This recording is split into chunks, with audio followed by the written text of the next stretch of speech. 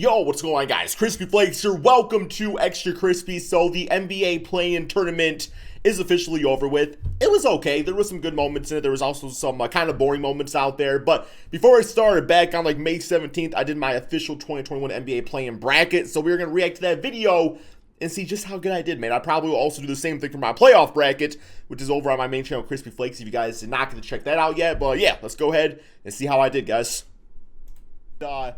I figured this was probably the best place to be. Okay, so well, I had to be here. Bitch ass Crispy took my spot, man. Matchups here, man. Like, you really look at it.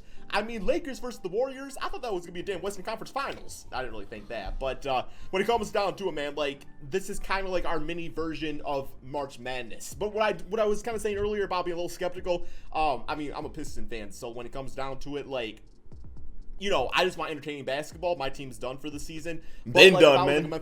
Been done. Yo, we were like, your team sucks. 6 games better than the San Antonio Spurs. Why the hell do we got to play in a damn play-in tournament, man? But again, they were only the 9th seed, so this at least gives them a chance to at least make the playoffs, right? Which they would not have had, originally speaking. So, you know, there's some give and take with it. But alrighty, so we're going to go through all these matchups right here, and I'm going to give you guys my predictions. Over on my second channel, Extra Crispy, I will probably react to Hi, guys. Tournament's over it's with me. To see how bad I failed at it. So, yeah, man, let's go ahead and start with the Memphis Grizzlies and the San Antonio Spurs. I do have the depth charts, everything pulled up on my left side here, just because it's a lot of different teams to talk about, man. So, looking at the Spurs, you know, they're coached by Greg Popovich, but when it comes down to it, the team this season, yes, they are in the play-in tournament, but, you know, it's kind of a transitional year. They obviously bought out LaMarcus Aldridge. I do like DeMar DeRozan. DeMar DeRozan's an absolute beast, man. I mean, he probably should have made the All-Star. Pretty sure he choked in the game against Memphis, and it's like, a guy really like bad. DeMar, for just, like, one game, it's like 1 for 11 at one point. Your team. But this Memphis Grizzlies team, they're younger, they're quicker. Not to say there's not some great players, some great young players on the Spurs. I love DeJounte Murray. I love Keldon Johnson, you know, guys like that. Rudy Gay, obviously, is a solid veteran out there, man. But I think when it comes down to it, you look at the starting 5 of the Grizzlies: John Morant, Dylan Brooks, Kyle Anderson, Jaren Jackson, Jonas Valanciunas. To me, that's just a better starting 5. Valanciunas been beasting. So DeMar, Keldon, and Jakob Poeltl. Keldon could put up some buckets and stuff, man, but Valanciunas is a beast. I think he's going to be a little bit too much for Jakob Poeltl to handle. Obviously, Jakob's a great, talented defensive player. Do you have like a 2020 game? Yeah, he'll get there maybe in time. He'll be pretty serviceable, maybe like a Steven Adams. But I do have the Memphis Grizzlies. Hey, there we go. The San Antonio Spurs. Spurs, I believe, would get a lottery pick. 1 for 1. Which isn't a bad thing, man. I mean, unless you Spurs fans are like really confident that your team's going to win it all, it's like this is probably for like rebuild purposes the way to go. So I got Memphis Grizzlies moving on between the winner of the 9 and 10 game and having a chance, man, to fight for a playoff spot. Okay. Next, we got the Los Angeles Lakers and the Golden State Warriors, man. So this one here definitely, you know, has potential to, no matter what I say, I'm going to piss off some sort of side. Let me break Warrior fans been silent, though, as of late. The reason the Lakers are the 7th seed in the Western Conference is because Anthony Davis and LeBron James missed a significant portion of the season between the two. If they were both playing, they would not even be in this game, right? The Golden State Warriors are in the play-in tournament because, well, Klay Thompson was out for the season again. And not to give him too much credit because he's still a rookie, but James Wiseman also missed a good portion of the season. Kelly Oubre. Now, no Ellies, man. We only want W's, man. No Ellies. Kelly Oubre has missed some time, too. I think he's actually missing this game here, too. I think he's out for a few more weeks to be, like, reevaluated. Wonder if they're going to bring him back or not. You know, and obviously... I don't think he's coming back, guys. Steph Curry, who has played... Dan probably has the best basketball of all time, which is a lot saying about, in my opinion, the second greatest point guard of all time, man. See, but yeah, I got the Warrior fans coming and saying I'm a damn Steph Curry hater, bro. I literally say in this video, damn second best point guard of all time, man. When it comes down to it, you know, that's the beautiful thing about having single elimination if you're a Warriors fan, is that Steph Curry could just go crazy and damn knock down 15 3-pointers and beat the Lakers. Like, he could do that. Am I going to bet on it? I'm going to bet that they're literally going to put, like, LeBron and AD on the Lakers and try to make, on Steph Curry and try to make everybody else beat them, which, like I said, it could happen. There's a chance that the Warriors could do it, man. But ultimately speaking, I do have the Los Angeles Lakers moving on here, man. Now, a lot of that can change based off of LeBron's health. Maybe he tweaks the ankle in the first quarter or something like that, and then it's a GG. But I think when it comes down to it, looking, you know, assuming health, I mean, we gotta spit all over the place. Assuming health, I got the Lakers moving on. And a job well done, you know. I think I did that wrong. Yeah, my bitch ass did that wrong. Lakers supposed to be down there against Phoenix, man. No. Yeah, I did that wrong. I'm so confused. Well, I'm sorry. My bad. I actually messed that up. Okay. Hey, there we go. Caught it. We got the Lakers moving on over here. Here we go against the Phoenix Suns, going straight to the NBA playoffs. And then that obviously leaves Steph Curry for a chance again against the Memphis Grizzlies, man. So, yeah, if you lose a game, you have another chance here. Over on this other bracket, you basically have to win 2 in a row. Like, if you lose right here, you're out. But being the 7th ace, you get a chance once again, man, which is kind of cool, I guess. It's nice to see that even damn worked out, right? The Warriors, Steph Curry still has a chance to make the playoffs, right, man? Because he's been so great this season. Okay, let's look over at the Eastern Conference. We have the Indiana Pacers, who are just completely beat up right now. Miles Turner's obviously not playing.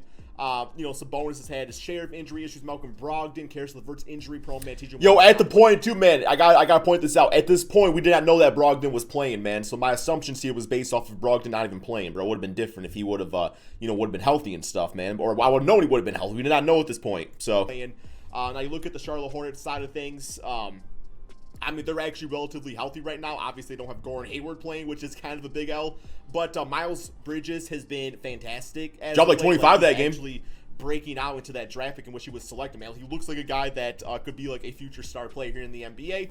I like the depth of Devontae Graham, Malik Monk. They're just a good, solid team, man. And I just think the Pacers... I think Pacer fans will even admit that this year just kind of sucks between the injuries and just no real consistency, issues with the coach. Yo, let's be honest too, man. This really was not a hot take. Yes, Charlotte was on a losing streak at this point, and they definitely continued the losing streak. But I don't think nobody thought that damn O'Shea Brisket and who else was going off? That Dougie McNuggets out there, bro. Damn whole feast out there, buffet out there, man, on the Charlotte Hornets. I think we all realized that was going to happen. So, it's just one of those games. It's what you call a fluke, an anomaly, man. It was an anomaly. It seems like what's the dude's name is like. So we're gonna say 3-0. Nobody likes him, but I do think because it wasn't my fault. Do move on, and they will play the winner, or the loser, I should say, of the 7th and 8th. So yeah, really, I'm 3-0 in predictions. So let's go ahead and knock. If you really out think about it, Pacers, really Pacer fans, think maybe about next it. year, but I do think there's gonna be some changes made to that team this NBA off season. Okay, next we have the Boston Celtics and the Washington Wizards. This is going to be a very, very fun series just because these are two teams. Game. That if you would have asked I kept on saying series. I would have the damn Celtics as the top 3 seed. I have the Washington Wizards as the 5 or 6 seed. Wizards have been on fire as of late. Russell Westbrook's been on just a whole absolute different I do say brick, don't I? I thought I said brook. Boston Celtics. My accent. Season's definitely not gone according to plan with them. And, Jaylen Brown's not going to be playing. There's obviously some issues at the center position, I would say, although that's not really going to affect them against the Washington Wizards, who have, Alex Len starting, so not that big a deal right there, man. So really it's going to come down to, the Washington Wizards, Beal and Russell Westbrook. If they're playing superstar basketball, then is... Jason Tatum going to be enough? Is Kemba Walker going to be a Charlotte Hornets version of him? Is there going to be enough depth out there? Is Evan Fournier going to be able to, make up for some of Jaylen Brown's scoring? Ultimately speaking, man, I think this is a case where the team that's on fire is going to be the one moving on here. And I do have the Washington Wizards actually being the Boston Celtics. It's not L, guys. Watch. Eliminate the Boston Celtics. They have still have a chance to play for their life. But, even my video I made talking about Jaylen Brown, like I said, given the right circumstance, this Celtics team could do some work out there. And even Celtic fans, they were in my comments saying, Crispy, I know you're trying to be optimistic and stuff, but it's just over with, man. Let us suffer out there. It's over with. Oh, I disrespect? No, I didn't disrespect nobody yet. Okay, okay, so here we go. We got the Celtics going right here. Continue watching, guys. It's not an L yet. You guys will see why. Charlotte Hornets. And to me, yet again, man, that could be a really interesting series. When it comes down to it, I think in this case, the Charlotte Hornets have been playing some good basketball since LaMelo got back. But to me, this is going to come down to a superstar game. It's going to come down to Jason Tatum, I think, going crazy, dropping 50 points. Man. Hey, there we go, man. See, so that me predicting Tatum having 50 points negates the L of me saying the Washington Wizards were going to move on, man. So it kind of crosses each other out. And like I said, nobody knew about Dougie and O'Shea. I didn't know about Brogdon's injury, so that one kind of, cancels out. So really, man, 4-0 in predictions. Jason Tatum puts the team on his back. It'll be a fun game, too, because Kemba Walker's obviously playing against his former team and everything. And we all know a big reason that Kemba kind of left the Charlotte Hornets was, for one, he got underpaid. But also at the same time, too, maybe just looking for a different opportunity to win somewhere else. So I think he's going to come out against his former team completely motivated. And as much as I love the growth of the Charlotte Hornets this NBA season, I do think it's going to be the Boston Celtics moving on and taking on the Philadelphia 76ers in So flip-flop them around there, and of yeah, 2021 I got the right NBA teams in playoffs, there. eliminating the Charlotte Hornets. Alrighty, so I guess now we just have this last series here to go, in which we have the Memphis Grizzlies against the Golden State Warriors, man. Damn, this is a good series. This is going to be fun. John Morant, just like the new blood point guard out there, against the, just the legend in Steph Curry. The rest of the matchup is kind of where things do get a little bit interesting. I think up and down on the roster, I do think that the Memphis Grizzlies actually have the more of the complete team and bench. So, once again, it's going to come down to, could the Memphis Grizzlies contain the Golden State Warriors?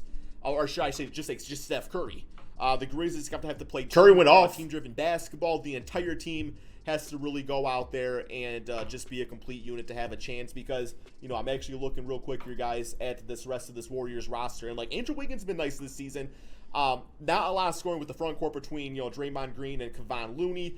Kelly Oubre, I don't think he's going to be back by then, man. I have a lot of respect for Steph Curry, but I also have a lot of respect for John Morant. And I think it's going to be another case, man, where Steph does go off. Damn. But I think this is the one where I'm going to say I have the Memphis Grizzlies moving on, man. I know Warriors. Yes, sir, baby. And don't you back down from that opinion, man. The amount of damn Warrior fans in my comment section after this video. And now I don't hear a damn thing. Don't hear a damn thing, man. So, yeah, I'm sorry, bro. But I said it once and I say it again. Hero ball will only get you so far in the NBA, man. James Harden has proven that. It was not disrespect towards Steph Curry. It was the lack of everything else offensive-wise on the roster. And I thought that the Memphis Grizzlies had a more complete team. Therefore, I had them there, man. So if you really think about it, man, I got this 100% accurate. I got all the right teams in there. Had, I guess, Jason Tatum's 50 points. I did not know that Malcolm Brogdon was playing, or I would have picked the Indiana Pacers. So, yeah. Fans are going to hate to hear that. Don't get me wrong, man. Next year, Warrior fans, I just want to reiterate to you guys that I think you guys are going to be a top 4 team in the East, or in the Western Conference. Oh, yeah, once Clay's back, it's the GG. It's going to be an absolute tear out there, man. But for now, Steph's been great. All-time great. It's the rest of the team. It's the injuries. It's the lack of depth at center positions, man. That I think is going to come and bite this team back later on. So, and it did. Yeah, this is who I have making it right here. Obviously, man, my poor takes, I would say, that could come back and bite me is me just not trusting Steph Curry enough. But I think beyond that, I think I nailed it pretty good here. Oh, you did. With hot streaks, how guys pretty are good right now, injuries. I think it's a pretty good bracket, man. So, yes, I'm going to go ahead and, I already did my push-ups, but I will go ahead and show you guys. Okay, so that's something else, man. So that's pretty much the end of the video right there, guys. Obviously the bracket wasn't perfect. I'm just trolling and goofing around here, man. But I think I did pretty good, all things considered, It's hard to guess a bracket 100%, so, yeah, I always keep that in mind. And I'm pretty happy with my takes here. I don't think anything was outlandish. I guess in hindsight, I think I did disrespect the Boston Celtics, but a lot of that, too, was, me also respecting Jaylen Brown and just the impact of losing that type of player would have on a team. But, yeah, overall, I'm pretty happy with it. The Charlotte Hornets got blown out, man. That was not a good way to start the tournament. That was very boring. But, yeah, that's all we got, guys. Enjoy the playoffs. Thank you all so much for watching, and peace out, my friends.